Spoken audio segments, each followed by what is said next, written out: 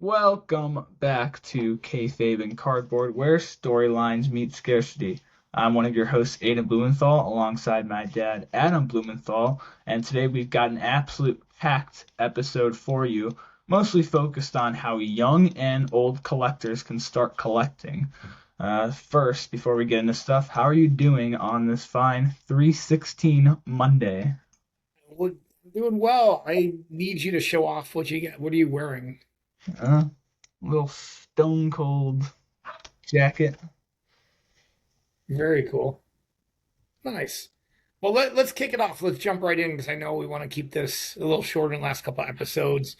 Let's get into a Raw and SmackDown recap. What do you think based on Raw and SmackDown in regards to developments in any kind of WrestleMania card? Let's start off there. Yeah, for sure. Definitely on SmackDown is where I would say the biggest movements were happening this past episode, where Jelly Roll appeared and Randy Orton turned heel. So let's start off with that Jelly Roll segment. He came back to the WWE. He was on Miz TV. They're all acting good buddies, and then things started to go out of hand. Little fat jokes right back at you. And then Kit Wilson came out, which shocked me. I sort of collect them just because of this theme song. Got a couple of autos. Have to show it off next time. But then, yeah, Jelly Roll goes to punch Kit Wilson after mocking him, hits Miz, and then looking to set up a tag team match. I'm hearing reports of a Jelly Roll Royce Keys tag team. Rolls Royce would be the name of that tag team in a WrestleMania match. Yeah, that's it for that segment. We also had Jacob Fatu, Drew McIntyre. Drew does his whole quitting gimmick again. Doesn't work for me, but it's they're gonna have a match next week, which I'm guessing is gonna just get completely blown up and then lead to a WrestleMania match. And obviously the big thing going from SmackDown is that Randy Orton heel turn, giving shades of '09 Viper. Let me ask your opinions on that.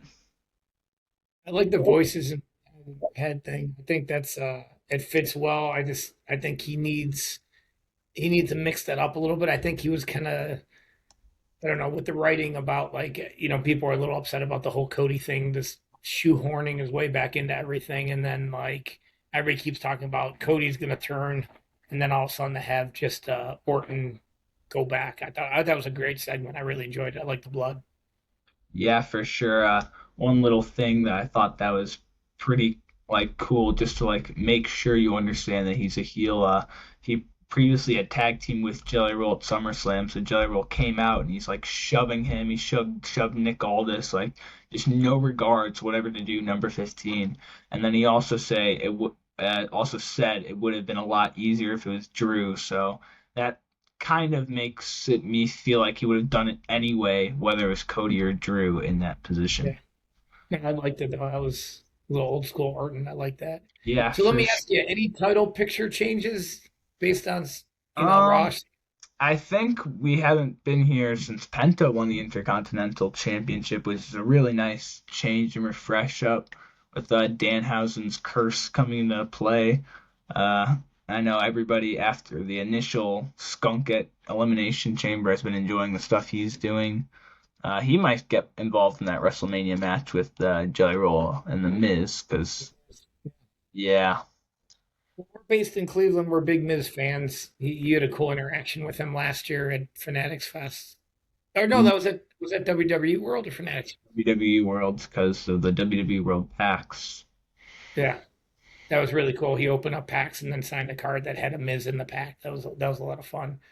Um, I guess any other one last thing we move on. Any surprising returns or storyline shifts that you see or feel are Um, coming?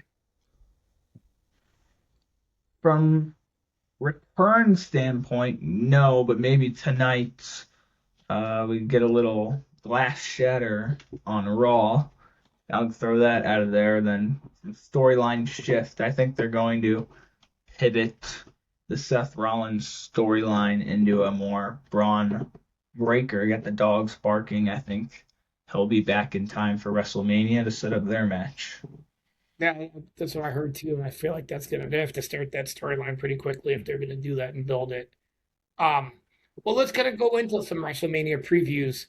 Um, what about any matches, storylines? Obviously, some things on the card, and then there's some things that everybody's speculating is going to get added. We were talking about this morning how they've got enough announced for one good night, but they obviously have to have two good nights. So, what's your thought overall on just kind of Punk Roads? Where you want to go with it? Yeah, so I've been seeing with like the graphics, they're like kind of shading like two different nights. So like once they announce the match graphic, you can tell which night is on, kind of cyberpunk theme of Sunday, and then like a Midwestern theme for that Saturday. Match wise, I recently wrote a blog, and you can check out all my match predictions. Obviously, some of them it was a while ago, so some of them aren't going to be correct now, but um, I predicted an IC title ladder match, which I'm going to stick with that prediction. And then also I predicted Brock Lesnar versus Seth Rollins, which I'm going to pivot to Brock Lesnar versus Oba and Seth versus Breakker, because I think Braun Breakker is going to be back. Uh, Usos versus the Vision, I predicted that as well. And then what I think could be match of the weekend, if they end up doing it, would be the women's tag team TLC match. I just think if they just let them go crazy, just there's so much talent in that division, a lot of super power, superstars. I think that would absolutely steal the show. Okay. What about some outside? I've got a few outside the box takes, but like, what are some of your just crazy takes, if any? Because you're always really down the line, like you know your stuff better than anybody, and most of it comes true. But what's the completely in right field couple takes you have, if any? Um, I'm going to go out and say that Jelly Roll's going to hit a moonsault off the top rope or do something off of the top rope. Okay. And then match wise, um, I'm gonna say that Brock Lesnar's gonna squash Obafemi in 2 minutes, which I'm not a fan of, but that's something I could totally see them doing. Yeah. And then I'm in the works of a new blog, so I'll just mention it now. It's definitely not gonna happen, but what if in the CM Punk Roman Reigns match, they do false finishes, hit the ref bump, and then the Shield music plays. Oh, it's Seth Rollins. He's going to come back and insert himself in the match. Then it's John Moxley steals the belt, and it sets up a Forbidden Door pay-per-view of AEW versus WWE. I'm writing a fantasy booking blog about that. So my next blog is going to be about that. So you can learn more there about some of the matches I think happening. But I think that would be something super cool and completely nobody would see it. Yeah. So mine's not so outside the box, but I keep saying it every time. But I'm like, of getting the final boss, getting Rock back, something to do. I'm a big fan of like looking way out there, Paul Heyman style, and say, okay, what can they do something at WrestleMania to set up the Saudi WrestleMania, if it even happens in Saudi, but like the uh the Roman Reigns somehow talking about his dad and his family, and then Rock walks him out and is there, and then Rock turns on him, and then it sets up a Roman Reigns Rock thing going on if Rock comes back. Um, I I could think see Rock being announced walkout if they're struggling with ticket sales because that's that's something. what I definitely, and setting up next year's WrestleMania. I think there's something there, and they've talking all this money about paying him some crazy amount to Yeah. come out.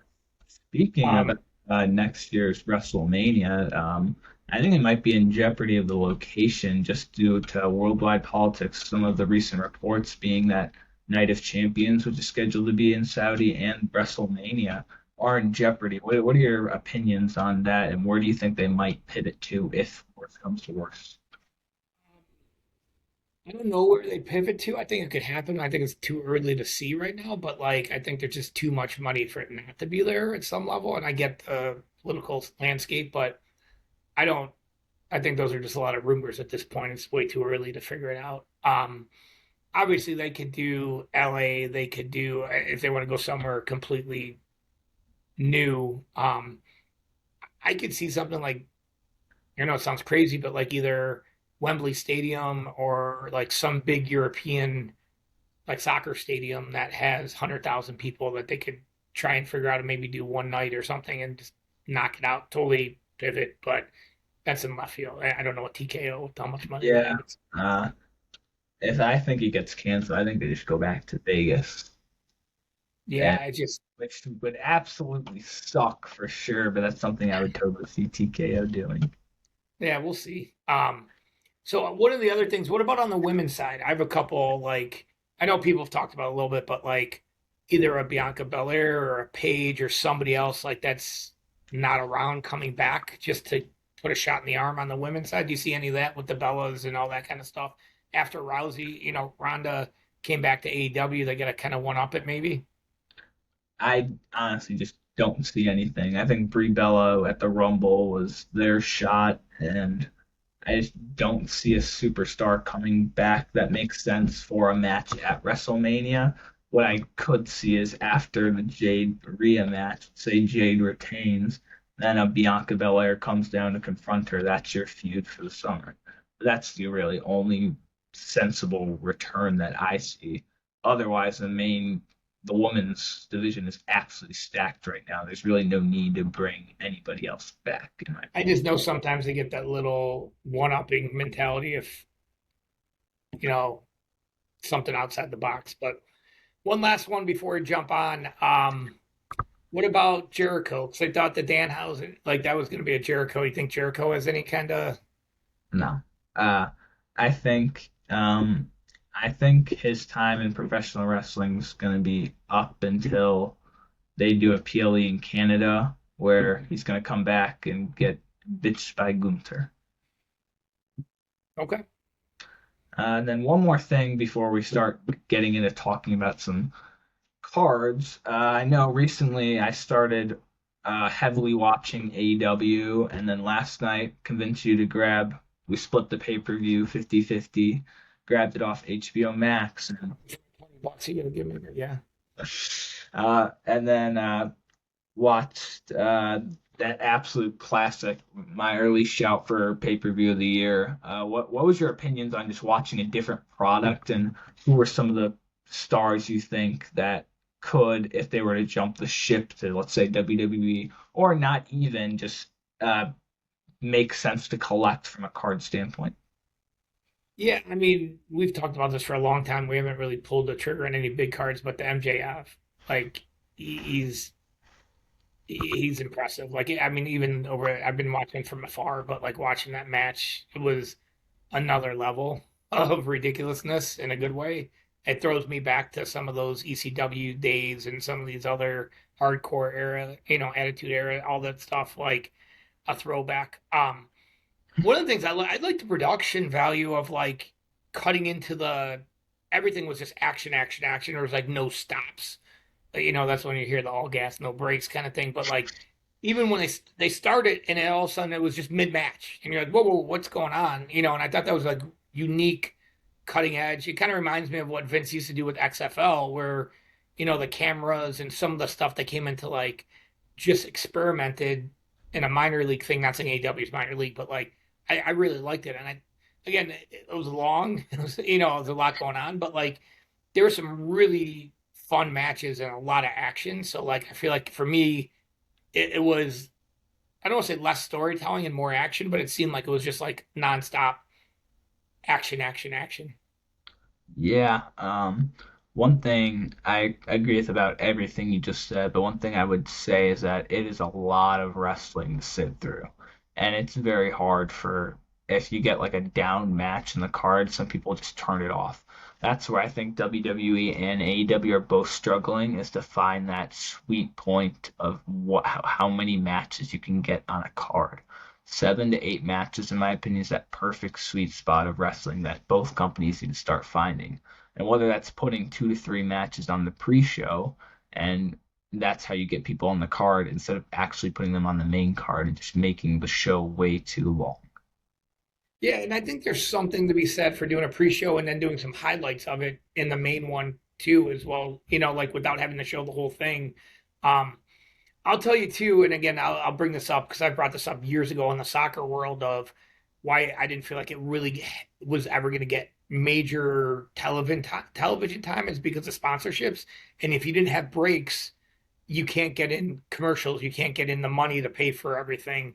And it's interesting to say that. I know it's not a soccer podcast, but like there's all these conspiracy theories for the World Cup coming up that people are gonna they're all of a sudden doing mandatory hydration breaks throughout the whole games in the World Cup. And people haven't talked about it, but that's purely to get in sponsors and getting commercials mid game. And I feel like that's something WWE is doing a lot of, and where it's just to find that balance of commercials and advertisements with actual product too. And I think there's some creative ways to do it, but it's just coming from a business side. I know it has to be done, but there's got to be a smarter, better way, to your point, of not doing a million different things or stopping, because everybody with their VPNs and stuff can get away from some of that stuff. But like, it's still in this day and age, there's got to be other ways to get advertising dollars. It's not just sitting through commercials. Yeah, for sure. Why don't we head on and jump into our main segment, talking about how new collectors can start collecting wrestling cards. So first, I'm going to ask you, what are some products that, let's say, someone starts watching wrestling, they want to get cards. What do you think, affordability wise, on someone on a budget, or maybe someone who's not on a budget? What do you think? What would you recommend for them to get?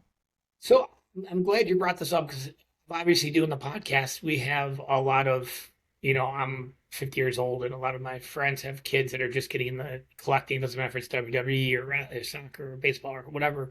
The easiest thing is retail. I think that's right now where I think the confusing thing is parents see on TV that somebody pulled $1 million card or $500,000 card or $1,000 card and don't completely understand what the role of retail is.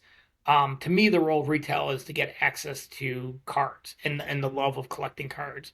You can get blaster boxes, and a blaster box is one of the smaller boxes that are usually you see at like Target or Walmart or somewhere else or grocery store.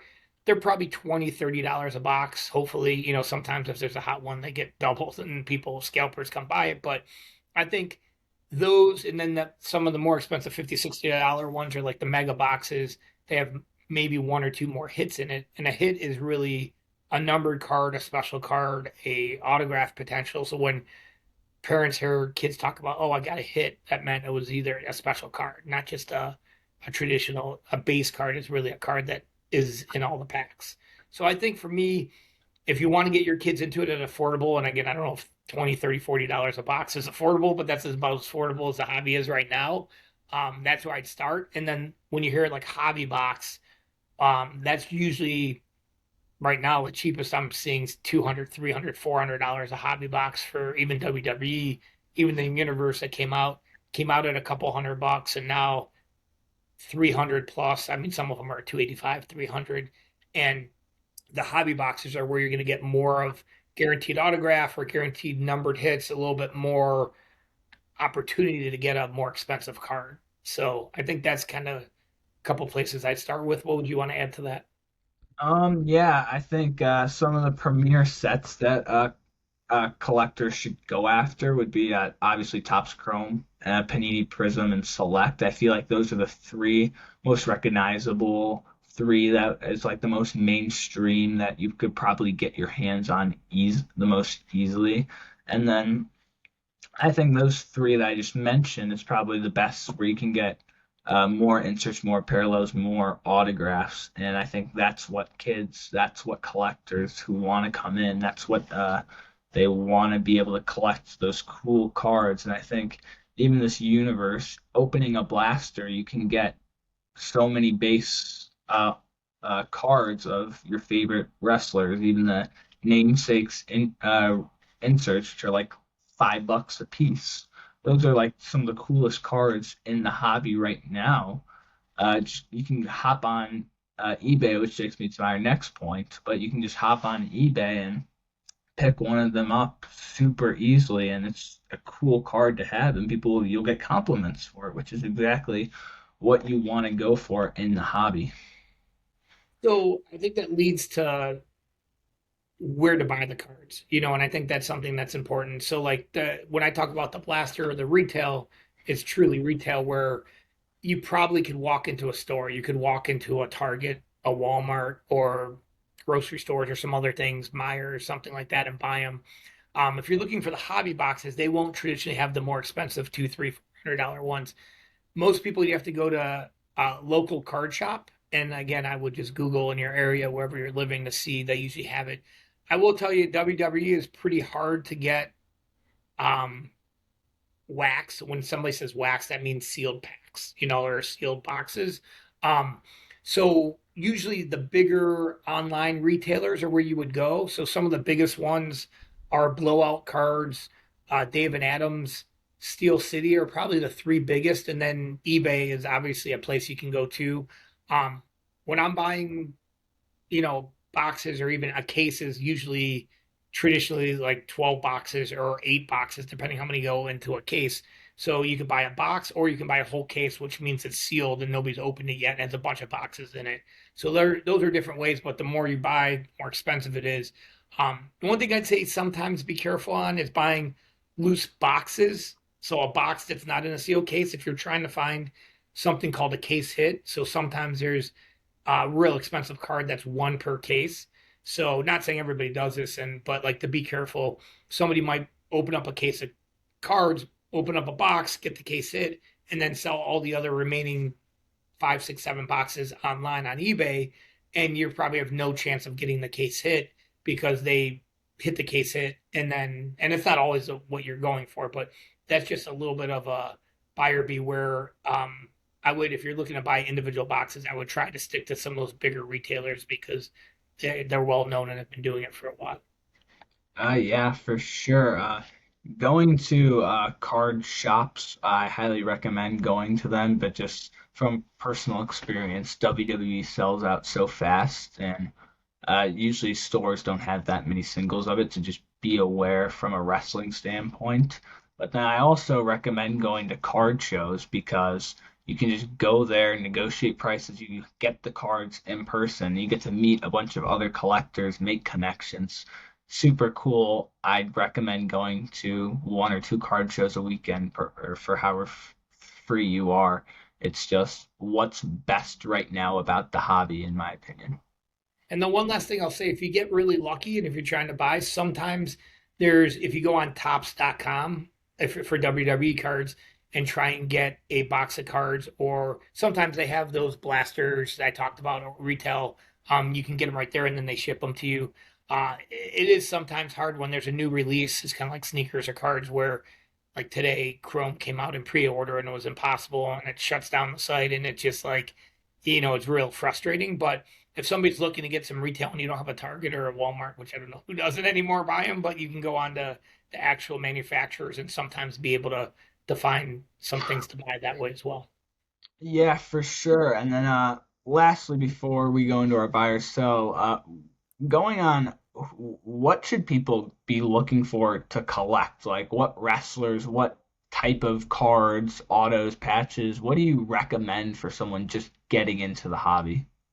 So I know it's cliche and everybody says collect who you love, but like for especially with WWE and wrestling, or AEW or anything else, find find cards and types you collect. So the one thing I would say too is do some research because let's just say you loved AEW and you were super excited, and then you go to the store and you buy a Topps Chrome set.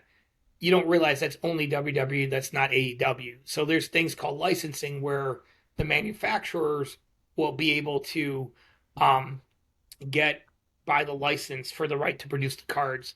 So like right now, Upper Deck has the AEW license, and right now Topps has the WWE license.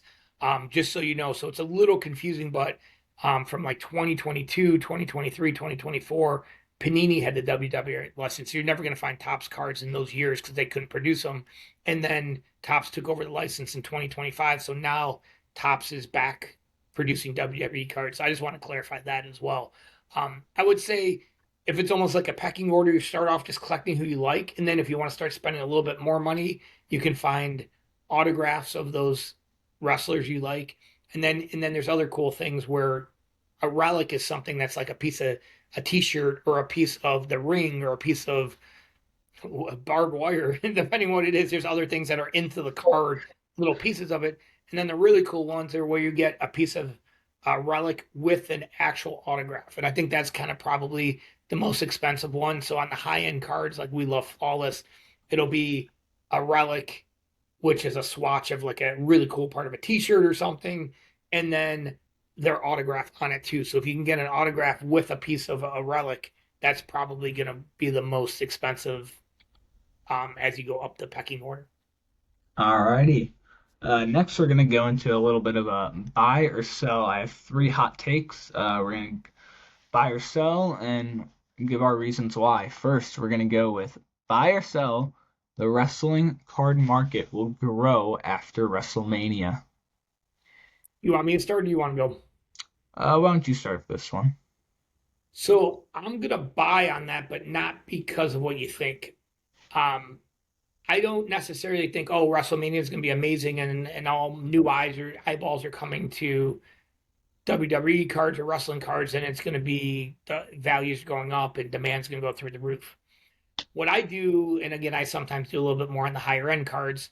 Why I think it's going to go up is because of the releases that are coming out. And I think right now, I don't know any of this, but like with WWE, with WrestleMania, Chrome's coming out. They're trying to do that.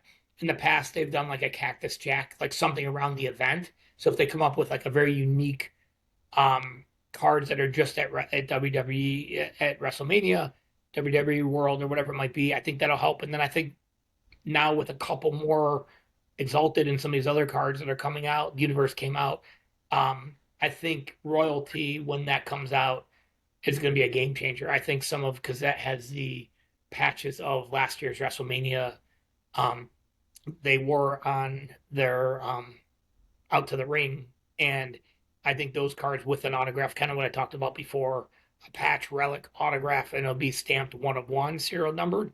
I think that's going to bring a lot of attention to WWE and to Tops and some of the high end collectors. And when the high end collectors come, the money comes. When the money comes, social media influencers come. When that comes, it just raises all the boats with the tide. So that's why I feel like just the timing of that big release of it's a year later, but I think that'll be a buy for me. How about what do you say? I'm going to actually sell just because after WrestleMania, depending on what happens, you're going to lose a lot of your big stars and going into the market. I don't think it's going to improve based off of just WrestleMania. I mean, depending on whether or not Roman Reigns wins, he's probably going to go off to Hollywood if he loses. Brock Lesnar, see you later. Drew McIntyre going to go film a movie. You're just losing all these big stars, all these legends are coming in for WrestleMania, and then where do you go from there? The market might take like a little 2% boost during WrestleMania just because it's WrestleMania, all eyes are on the WWE, but then after that, I just don't see the market going up based off of just WrestleMania. I do agree though that with releases of high-end products like Exalted, like Royalty, I think that's when the market will actually start to expand and when we'll actually see the big time growth of wrestling that we've been talking about. Okay. Next, let's go with modern stars will eventually outsell Attitude Era legends. Let's let you start with this one too. I'm gonna say sell. We get this argument all the time. You mentioned it before. I'll give you an example. I'm a huge fan of his, but Obafemi, I'm like, I love that guy, and I was like, you've been wanting to buy some high end cards, and I'm like, hey, I'm sticking with my Cenas and Rocks and sticking with Stone Cold, hence your little vest and everything else. Um, I feel like what happens. I think Oba's market's gone through the roof and continues to. I'll give you what happens if he gets squashed right away by Brock short term. I'll give you one other example too. But we bought the Tiffany Stratton Gold, you know, PSA 10. There's what, two or three of them. Spent a lot of money on it. We ended up selling it because it wasn't a long term hold. Made some money off of it, but what happened to her? She's getting kind of buried a little bit. And I'll bet you her card, I haven't looked at her cards, but I'm guessing her card market's either leveled off or maybe going backwards a little bit. And I keep buying high end Cenas. I bought another one last night and spent a lot of money. I bet, bought some more of Undertakers and all these other um, kind of retired. I don't know if retired is the right word, but like, I just feel like it's too risky for me that they're going to overcome the OGs or new Yeah. OGs. Um, I'm going to buy this hot take because I when I think modern, I don't really think of future stars like Tiffany Stratton, like Braun Breaker, like Javon Evans, like Obafemi. I'm thinking Cody Rhodes, Roman Reigns, Rhea Ripley. When you look at the WWE card market, those are the three where if I see a card of theirs going uh, on auction, the price is just going to go over 5 times what you think it's going to go for. I mean, the prices on their cards are absolutely insane right now, up to, if not already, surpassed some of the Attitude Era legends. Like, um, even let's say, also going off the future takes, it's all speculative buying, sure, but let's say Braun Breaker ends up winning 12 world championships and ends up becoming an a legend, and some of the Attitude Era legends who achievements weren't as good as some of the future stars down the road. Maybe modern stars and future stars will eventually they'll come out with some new stuff that the Attitude Era won't have. Like every WrestleMania patch, they're not going to be there to have a WrestleMania patch. So I think some of the cooler stuff, I think eventually the modern stars will be outselling Attitude Era legends. The one thing I'll counterpoint that one more time, we can move on, is that your buying spending power versus my buying spending power, not you personally, but a 15-year-old to a 30-year-old versus a 40-year-old to a 60-year-old and growing. I saw it in the soccer cards with Messi and Ronaldo of that's who I wanted versus the Holland and Mbappe's. Well, I watched, and now I've worked for 20 years, 30 years, and I have real money to spend. When the real money, and not that it's not real money, but the high end money, the 6 figures, 7 figures come in, that's when somebody spends $1 million on a Messi card. They're not probably going to spend $1 million on the best Erling Holland or Mbappe card. It could get close a couple times, but like the Pele's, the Maradonas, and that's where there's a reason why Hulk Hogan, Rock, Cena, and the reality is they don't have many cards like of wrestling. You used to call it playing day eras, but like, and now the people who have the money, that's who I watched growing up, and now I'm going to want to spend it on it. Yes, I'm going to want to do some stuff for you, but the real money is going to be in who the people, the older generation watched. But that's I'll just my. I'll counter your counterpoint. Let's say someone we're talking about this. Let's say someone who usually like doesn't watch wrestling, has no clue about it, but let's say their kid gets into wrestling. They have all the money to spend. They don't know who to spend it on. Their kid persuades them to spend it on some of the modern guys, and they'll be like, okay, maybe because they'll see the market growth. Maybe an investor whose kid likes WWE, they'll see how the market's growing, what some good investments are, like a Cody, like a Roman, like a Rhea, and they'll end up spending their money. So kind of just a counter to your counter. Yeah, that could for sure be true, and I think overall the whole market's going to grow because that investor sees that their dollars are worth 10x for what they can get versus Shohei Ohtani card, or even I use Justin Herbert all the time, but like a Trey Lance, they spent 100 grand on Trey Lance, and all of a sudden now they could spend 100 grand and get one of the best cards in the in the world of whoever that might be, and maybe spend 10,000 or 20,000 on the best Oba or whatever.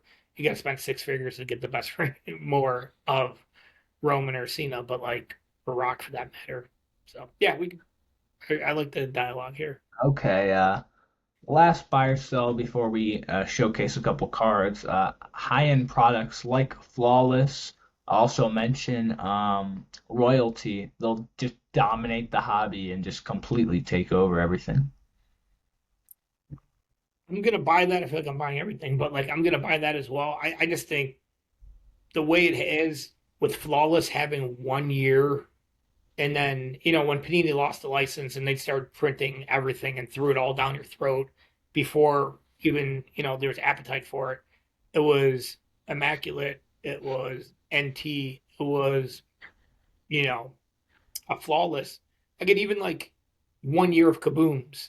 That's crazy when you look at it. Like WWE, once they realize people had 1 year of kabooms, they're going to go through the roof unless somehow Top buys, Fanatics buys Panini and they start doing it again. But like, I was just about to make that point. If Top buys Panini, that would be my only reason to sell this take is that they come out with more and more and more. And just like I'm learning about it right now with the German economy, you print more and more and more, the value is just going to end up going down. So the reason I would sell this would just be because I do believe that Topps is going to buy Panini, and it's just going to overall could take a hit. And I think that overall the older cards, the 1985 Hogan's, the 1982 Andres, that's what's going to actually be most expensive cards in the long run. well, correcting you from a couple episodes ago, that's what you call vintage. No, I'm just kidding. But I think Flawless is different. I think Flawless is the cards are gorgeous.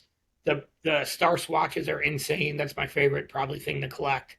Outside of the 2006 Superfractors, which I finally showed my rock that nobody knew we had. But like, I think those true rare cards are going to be impossible. And if you're going to look back, and I did this in soccer and with Messi's, 10, 20 grand for a nice card patch auto. A couple years later, it's 100, 200, 500,000, and you're like, I just think it's going to happen with WWE. There's just not enough, and crossover collectors are going to be. They understand flawless basketball, football. High end collectors get flawless, get Star Swatch, and then they're like, oh, I want a Cena Star Swatch. I want a. They realize there's not a Rock one. They want a Roman Reigns, or they want or whoever, and they're like, oh, wait a sec, there's not one of those, and then there's no flawless. I can't get that. Well, who's the next best one? And I think it's just going to keep driving up the prices. My opinion. Okay, cool. Starting off today, I'm going to show one card, and then we actually had a viewer sent in card that we'll go on and share with you. So first, I recently picked this one up. It's going to be, it might be hard to focus in with all the lighting, but if we can try and see, it's going to be from Flawless. We got Triple H, Batista, Randy Orton, numbered out of 10 on the tri patch. A couple reasons why I like this card. One, going back Evolution. I mean, even this picture, they should look so badass. I mean, Yeah. they're just in the suits. They look like a bunch of guys who, if you mess around, they're just gonna kick your ass. It's just super nice there. And then also it being Flawless. Three, not playing white patches. You're always gonna get a good patch on Flawless. So I thought this would be a cool card to showcase. Anything else you want to say on this one? No, I think that's amazing. I was just watching some kind of YouTube video about Evolution, and then some of the other guys that were going to be in it that weren't in it, and then just the behind the scenes. I thought it was really interesting. If anybody wants to, go on YouTube or go on Instagram and stuff and find out the story of Evolution, the story of Randy Orton and some of the other wrestlers that were a part of it, and then they did takes and videos of with four guys, with three guys, with two guys, like just the way WWE did it behind the scenes. It was pretty interesting.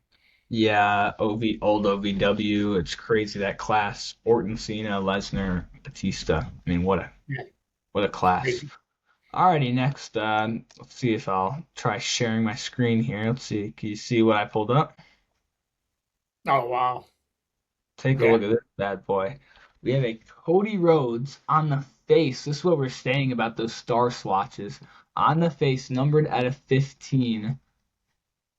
I mean, just take a look at this beauty. I mean, again, how is that not a one on one? Like that's sometimes you don't realize, and this is a perfect example of the artificial 101 out of 5 out of 10 out of 15. It doesn't matter in this. It's just this. The 101 I think is what, a laundry tag, maybe. I don't really know for Yeah, I them. think it's the laundry tag. Yeah, and if you want to say nitpick on flawless, some of their best 101s don't have the coolest looking pieces, but I could care less if this was numbered to 500 because you're not going to get another picture like that, another relic with a full blown. And there's a cool Rhea one. We have the Undertaker with a big part of his face. Like there's some really amazing star swatches, but this one I think, to your point with Cody Rhodes, a clean auto, just the red is really cool on it. The color match is nice. It's amazing. Yeah, it was submitted by Dan DD underscore WWE underscore cards, and he gave me a little backstory about it. Him and his son, who was 9, collects WWE. In the build up to WrestleMania 40, which he mentioned in another show, he became a big Cody Rhodes fan. So they won the card in a flawless break, and and they declined an offer of $500, and they were like very close to selling it for $500. And then he said, thankfully they didn't, and they've ended up having offers of over $2,000, and it just shows how popular WWE cards are becoming, especially high end like this flawless star slots is in the market. And he also is mentioning, because he's from the UK, how it's becoming more popular even with AEW putting on shows over there, collecting WWE cards has been a great experience for him to enjoy with his son. That's amazing. And number one, Aiden, I'll give you credit. I mean, you wanted to do this podcast. You wanted to father something. You've done a really nice job. Starting to build out a community around this, and just to have a father and son send in an amazing card and be a part of this and just watch and listen to the podcast together. For you as a 16-year-old, with your all your high end soccer stuff you're doing in school and keeping straight A's. I don't say this very often, but I'm very proud of you, and it's really cool that you can get somebody to submit. We want to, we talked about this before, bringing on other people on to share stories about their collecting passion. We're going to bring on some other collectors onto future episodes. We tried a few times, people's calendars and your calendars don't match up, but if anybody's interested in coming on, I mean, this is truly for the wrestling community. It's really cool, but it's awesome that you got somebody from overseas to submit a card and a story behind it, which is really cool. Yeah, big shout out to again Dan DD underscore WW underscore cards.